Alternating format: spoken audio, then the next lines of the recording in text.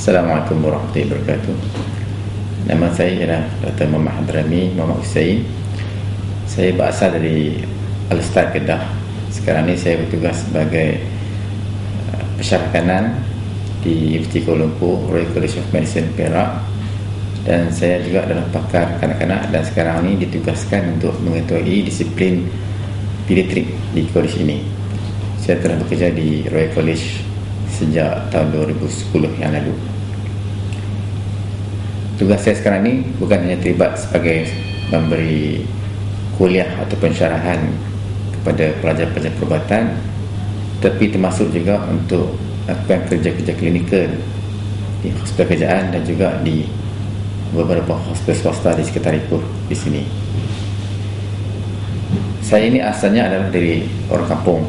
Saya belajar dari sekolah di kampung dan seterusnya selepas mendapat 5A di dalam penilaian D5, saya telah ditawarkan untuk belajar di sekolah berasal Penuh, iaitu sekolah Tuanku Berrahman Ipoh ini. Dan selepas SPM saya melanjutkan pelajaran di Matrikulasi Universiti Sains Malaysia, setahun di Perlis dan setahun di Pulau Pinang.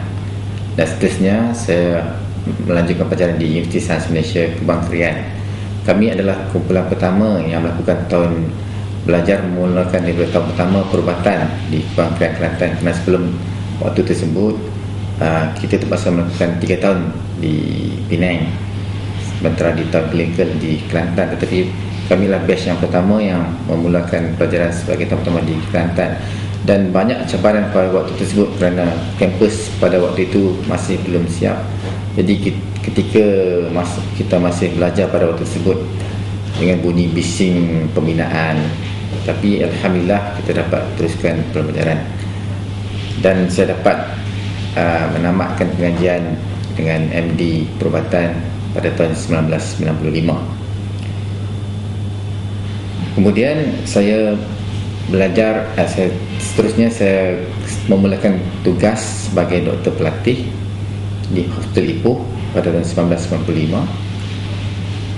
Pada waktu tersebut latihan untuk kita panggil housemanship hanyalah setahun ya. Tapi dalam setahun tersebut sangat banyak pengalaman-pengalaman yang kita dapat timba, ilmu-ilmu yang kita dapat belajar yang kita tak rasa masa kita belajar dulu. Okey. Kerana memandangkan waktu setahun, jadi dan pada waktu tersebut bilangan doktor tidaklah seramai sekarang. Jadi saya masih ingat ketika salah satu posting dalam posting Sakit Puan dan Salin ONG, saya masih ingat kita masuk kerja pukul 7 pagi dan saya keluar pukul 12 malam hampir setiap hari. Kadang-kadang pada waktu tengah hari tak berkesempatan untuk makan tengah hari kalau tidak ada orang yang buatkan makanan. Dan tahap kesibukannya tak dapat diceritakan. Even kadang-kadang dalam waktu posting perubatan dewasa, saya masih ingat kalau kita on call pada waktu malam memang tak pernah berkesempatan tidur lah. Satu malam tu kemasukan pesakit dalam wad hampir lebih 30 pesakit, jadi sedar-sedar sudah siang. Jadi itu pengalaman yang kita rasakan pada waktu tersebut dan dia banyak membentuk kita punya perwatakan.